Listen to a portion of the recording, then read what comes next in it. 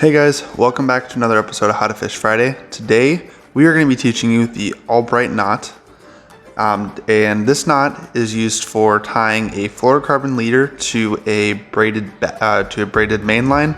And the black in this diagram that I quickly drew up is going to represent the fluorocarbon leader, and the red is going to be your braid. Alrighty, so the first thing you want to do is cut your leader, and I usually cut about 6 feet when I'm just tying on a leader. For this would be for like casting plastics and even some live baits, and I usually cut 6 feet. That way if I get any fraying going on, I can just cut it, keep going without having to retie the knot, because this knot is a little trickier to tie. I've already got my fluorocarbon cut, so we're just going to get to the actual knot tying. What you're going to want to do is take your main line, which I have here, and your fluorocarbon, and you're gonna want to make a loop like this.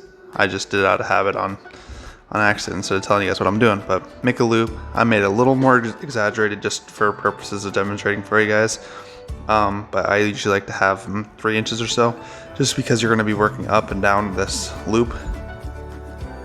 Next, what you're going to want to do is take your main line, go through your loop that you just made, and then what I like to do is just take my fingers and cinch it up to where you have trapped that, and make sure you have plenty of line, because you'll be using a significant amount of this for this knot. And then you just wrap like this down,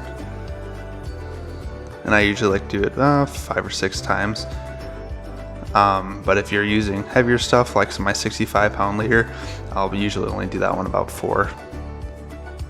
So then once you get to the bottom of it, what I like to do is just pinch this with my left hand. That way you don't have it slipping around, and then you're just gonna split those. My camera will focus. You're gonna split those lines like here, coming back up, wrapping. So you're gonna wanna go like so.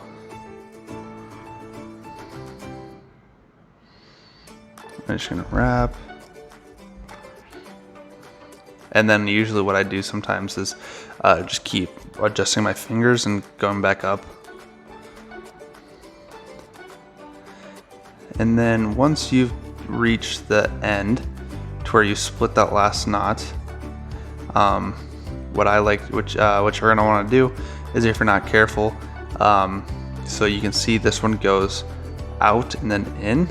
When you're doing this one, you're gonna want to go in first and then out. If it was the other way around, you would want to go around and then in.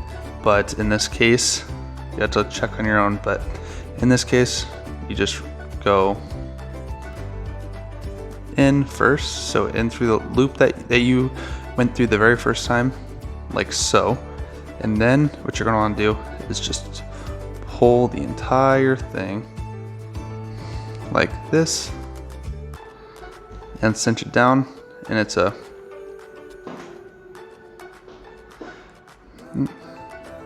fairly small knot, and then just make sure you cut off your tag ends. When I was first learning this knot, I kept cutting the actual leader and the main line when I was trying to cut my tag ends, because there's 2 of them.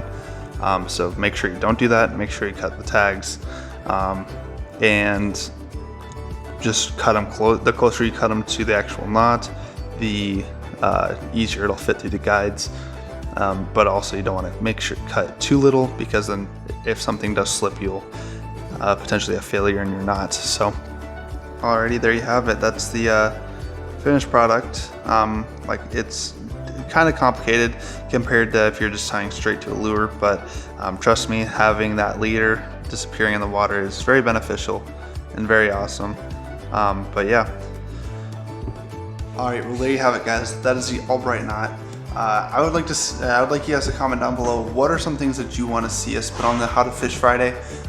If you guys would want to see us do like maybe some tackle selection or how we're fish spots, or if you guys want to see more of the technical stuff in that how-tos and stuff like that. But yeah, I really appreciate you guys watching this video. Stay safe, stay awesome, peace.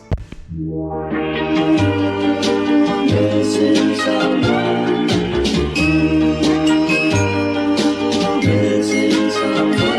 missing someone.